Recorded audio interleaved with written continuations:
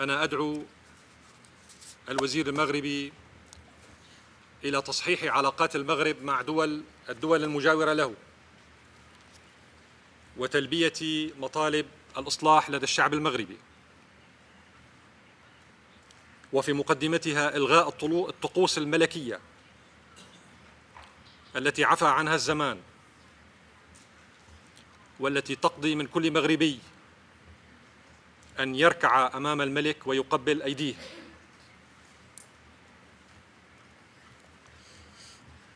ثم ماذا عن قضية الصحراء الغربية؟ هل تريدون أن نفتحها للحديث؟ هناك أيضا شعب في الصحراء يطالب بحقوقه.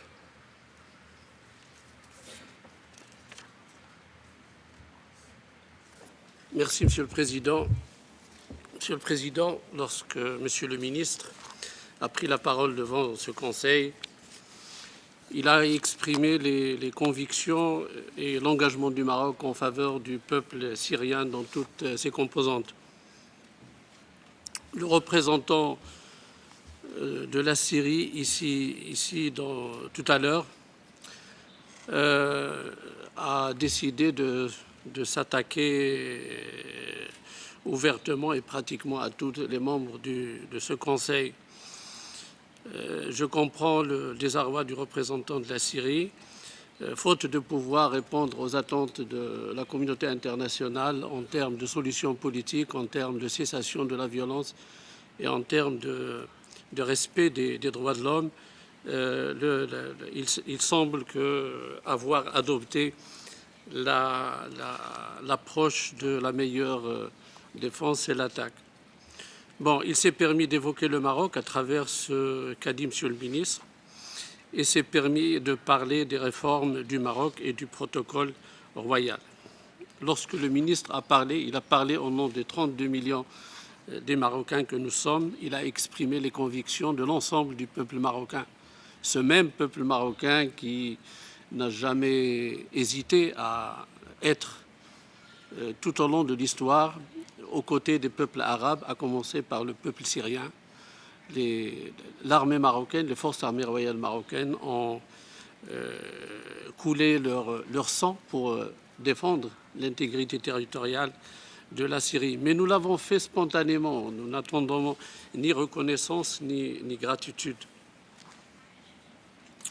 La monarchie marocaine, c'est une monarchie qui est ancestrale et c'est une monarchie qui s'adapte et c'est une monarchie qui évolue et c'est une monarchie qui réforme.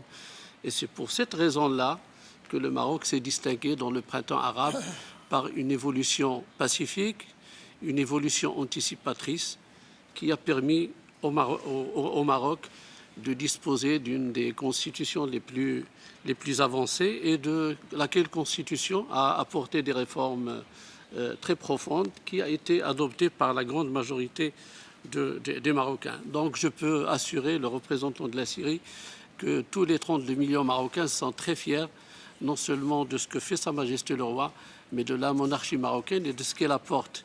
Et lorsqu'ils expriment une déférence vis-à-vis de l'institution monarchique, ils le font spontanément, ils n'ont pas besoin de l'aval de quiconque ou de la reconnaissance encore moins du distingué représentant de la Syrie.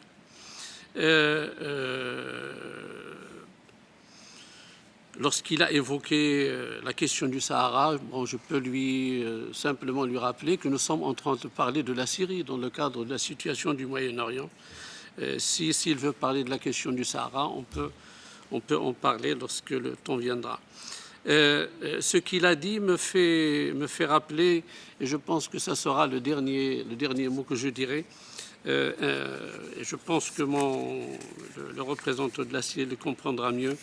Je me limiterai à un passage très éloquent de la poésie arabe. Je citerai le suivant. إذا أتتك مدمتي من ناقص فهي الشهادة لي بأني كامل. Merci, Monsieur le Président. Merci.